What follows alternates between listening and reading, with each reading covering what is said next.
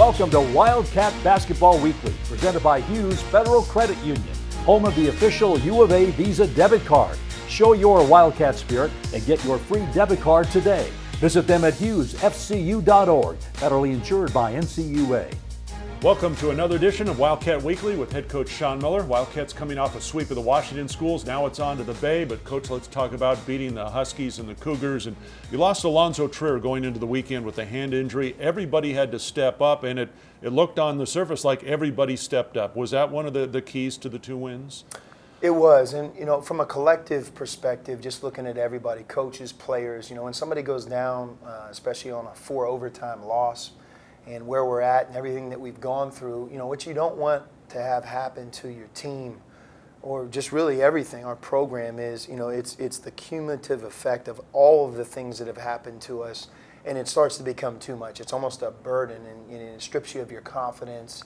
That didn't happen, for us. I think we just kind of took that mindset of that it's the next man up, so to speak. Everybody says it, but I don't know if it always comes true, but that's really what happened. We had a really good week of preparation, and in a quick way, I think everyone from Gabe York kind of going back and revisiting the position he was once playing before Alonzo, and doing that very well. And to just, I think, our team overall adjusting both defensively and offensively to the challenge. It's something that I think we feel really good about, and gives us some confidence moving forward, because here's the thing, it's not a two-game problem without Alonzo. It could be 6, 8, who knows how long. So we're just getting started, and we have to continue to get better in the roles that we now have. Mark Tollefson and Parker Jackson Cartwright, to me, stepped up more than anybody else. Mark being very valuable and efficient on offense, making three-point shots, offensive rebounding. He's always done a really good job of being unselfish, and I think that bolsters scoring at other positions. And this was Parker's best weekend at Arizona. 18 assists and 3 turnovers. Washington State had a game plan of kind of making him beat them, and he really did. And his shot came back, and it's great to see him play with that type of confidence. Is confidence really the thing that has boosted Parker here, not only this weekend, but it seems leading up to the weekend, it's gotten better and better? I think so. In college, basketball has changed so much, Brian, that, a sophomore isn't looked at as a young player anymore, but they really are.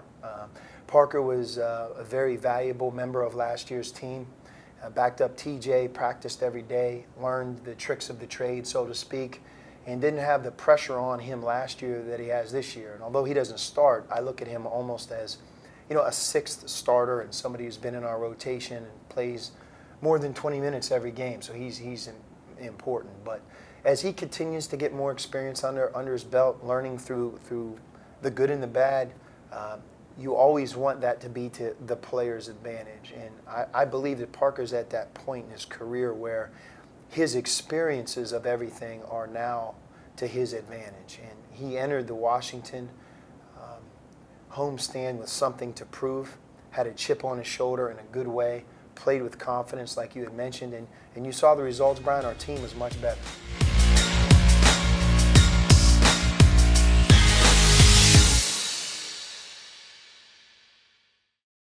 True fans live for their team. They buy the gear, they order the tickets, they pay for the seats and the experiences.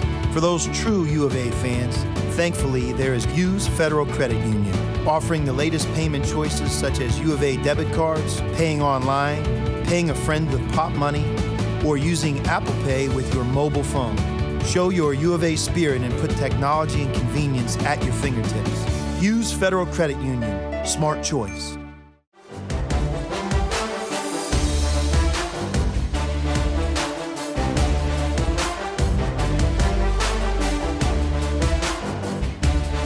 Wildcat Basketball Weekly continues, presented by Hughes Federal Credit Union.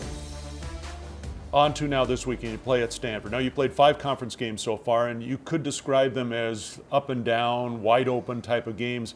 Stanford, at least statistically, looks like a team that wants to slow it down and keep the score in the 70s. Will that be one of the challenges for your team?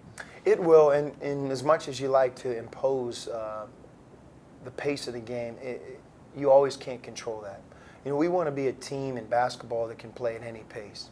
If a team starts getting in the grind out possession game, that can't be to our disadvantage. If a team really wants to open it up, that can't be to our disadvantage. We want to have the ability to play the game at different speeds, and I think if you look at our pace is more fast than it is slow, but that's the point in conference play. You have to be able to adjust from one game to the next, one road trip to the next, and go against a variety of different styles, coaches, and personnel. Stanford, two things really stand out. One, they get to the foul line as well as anybody in the country, not just our conference, and they do it by drives. Their bigs are forwards. They face up and drive the ball. Roscoe Allen has emerged as a senior as one of our conference's premier players. Michael Humphrey, who we were very familiar with, has grown from his freshman to his sophomore year. And from a defensive perspective, although they play as much zone as they do man, and it's not as if they're pressing, they're really active, Brian. They're forcing the most turnovers in our league. So when you think of Stanford, you don't really think of those two things in the last at least 6 years that I've been here. But this year, that's really when they're at their best, when they force turnovers and when they get to the foul line, because they're also an excellent free throw shooting team. And to me, that's 1A and 1B for us to be successful.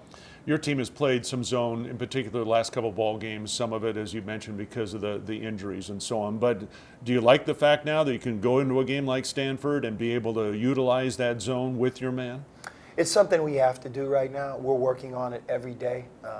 We've talked about this before. You put up this zone and it's magic. All of a sudden they can't score. Well, it's just like man-to-man defense. Whatever defense you choose to play, you have to be good at it yourself. And your players have to be comfortable, and you have to give outstanding effort. Sometimes a zone is misinterpreted. Now you can stand around. Well, if you stand around, they're gonna make shots. You're gonna give up a tremendous amount of second shots. So we're working on it. We've had an opportunity, again, since the Washington schools have left us, to practice and practice again, and every day it's a part of what we're doing.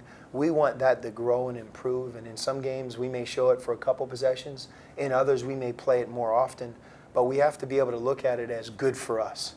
And as long as that's the case, I think it makes sense because it protects us against foul trouble. It allows us to play Caleb and Doosan more together and not worry about the matchups. And I think that's the hand we've been dealt, and for us, we have to adjust. All right, Cats headed to the Bay Area. They'll take on Stanford at Maples on Thursday night, then move over the Berkeley side of the Bay, take on Cal on Saturday, and we'll see you again next week on Wildcat Weekly. Thank you for watching Wildcat Basketball Weekly, presented by Hughes Federal Credit Union, home of the official U of A debit card. Visit them at hughesfcu.org, federally insured by NCUA.